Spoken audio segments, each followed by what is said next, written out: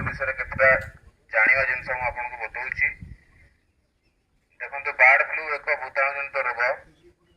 एथिरे कुकुड़ा आदि पक्षी माने विशेष भाव में आक्रांत होइथांती। बेले बेले देखा जाए बर्ड फ्लू रो भूताणु पक्षी मानक ठारू मनुष्य को संक्रमित हेबार संभावना थाए। रोगाक्रांत पक्षी मानकर पर लाळ मल इत्यादि माध्यम यह रोग संक्रमित होता है।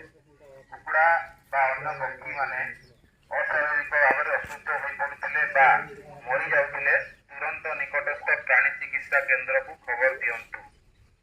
कुकुड़ा पालन केंद्र मानकर काम करुवा व्यक्ति माने मुखा और ग्लोव्स रो व्यवहार करिबा उचित एवं साबुन रे हाथ धोइबा उचित। कुकुड़ा संस्पर्श आसी जदि कौनसी व्यक्ति बा शिशुंकर ज्वर छिंक काश लगी रहे तुरंत डाक्टरंकर सह परामर्श करंतु। कुकुड़ा भाड़ी प्रतिदिन सफा करिवा संगे संगे पक्षी मानक दाना और पानी प्रतिदिन बदलांतु। मरी जाउଥିବା कुकुड़ा एणे तेणे न फिंगी मला पक्षी को पोती दियंतु बा पोड़ी दियंतु और उक्त स्थान रे ब्लीचिंग सिंचन करंतु।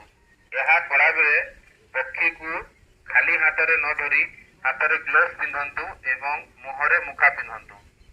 कुकुड़ार पर लाळ और मल को छुईबा परे हाथ को भल भाव में साबुन रे धोंतु और संक्रमित अंचल बाहर को कुकुड़ा बतक अंडा कुकुड़ा खाद्य और अन्य सामग्री नियंतु नहीं किंबा आणंतु नहीं।